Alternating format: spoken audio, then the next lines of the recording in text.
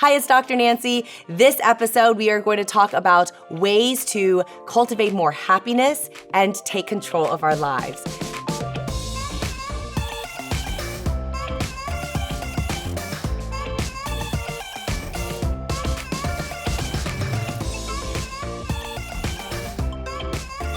Most of us live lives riddled with the same mistakes, relived over and over again, kind of like rumination. And this is incredibly common, but life doesn't have to be this way. You don't have to live in criticism, shame, and guilt. We have the ability to learn from our past. We can make wiser decisions, behave differently in the future, and be happy and find the joy. Those that can do this successfully find life to be much more enjoyable than those that cannot. Now imagine a life where you only make a particular mistake once. Yeah, pretty good, huh? Or you just have less reactivity to the things that you're doing. How much easier and more successful would you be? Many of the mistakes we repeat severely limit our progress. Eliminating repeating mistakes can be more powerful than learning new information or developing new skills. It's true. Okay, consider these ideas to make the most of your mistakes or failures and never repeat them again. Identify your mistakes. You can't avoid what you identify, right? You bring it up to the surface, look at it, and you dismantle the hold it has on you. Now look back over the last few days and think about the mistakes or failures you think you've made. Do the same with the past year, and then perhaps if you have time, your entire life. Now write out all of the significant traumas, the significant failures and mistakes that you think that you've made. Repeat this process each evening. Set it up as a routine. Now notice patterns of behavior. It's generally not the mistakes that you make only once that disrupt and take hold and captive of your life. It's the mistakes that you make over and over again. It's like a cycle. What are the mistakes and the stories that you're telling yourself in your head after you make those mistakes? These are the mistakes that deserve your focus. And whatever you put your attention to, your energy will flow towards that. Now, fixing these mistakes will have a great impact on your life. And not necessarily just fixing it, but putting attention to it. But you need to have a plan. It's not enough to just identify what you don't like and what caused trauma, right? It's important to have a plan going forward into the future.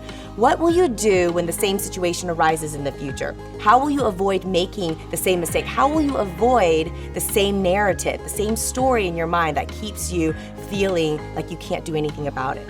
Now, identify how you want to handle these things going forward. But without a plan, you're doomed to repeat the mistakes. Harness the power of habits.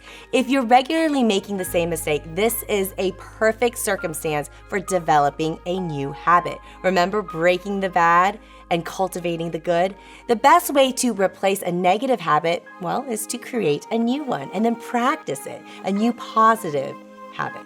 I'll give you an example. Suppose you're consistently late for work. A beneficial habit to develop may be to wake up and start your routine 15 to 30 minutes earlier. Every minute helps.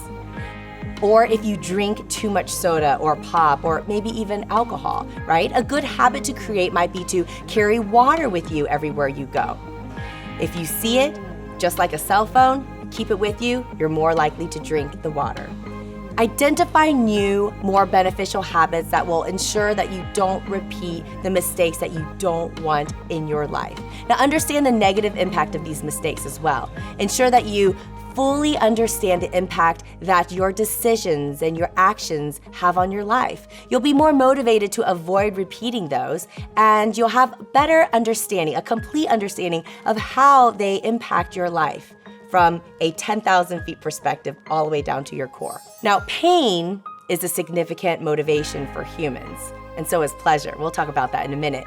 But what pain are your stories, are your narratives, are your mistakes causing you?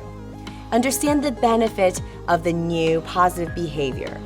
And this, fortunately, humans are very, very motivated by, but they're also motivated by pleasure. And identifying what aversions, I don't like this, I'm not gonna do it, and what cravings, I like this, I'm gonna do more of this, identifying both of this is going to be key. It's imperative to visualize the benefits and create an emotional charge. We are very motivated by emotion. And so if you know what triggers you from an emotional space, you have a better ability to nix it from the very beginning so that you're not constantly chasing something that makes you feel good and is bad for you. Does that make sense? I want you to check in on yourself regularly, but you have to have accountability.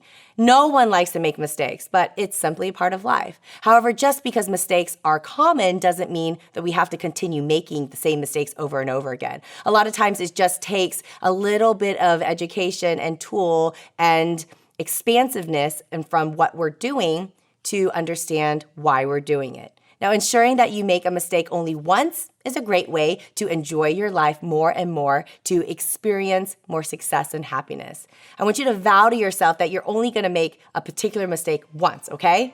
But you want to go to Dr. Nancy Lynn's website so that you can have an accountability coach and you can learn a lot more tools and techniques that will help you cultivate more good, take control of your life, and not ruminate over the things that you once did by changing the story.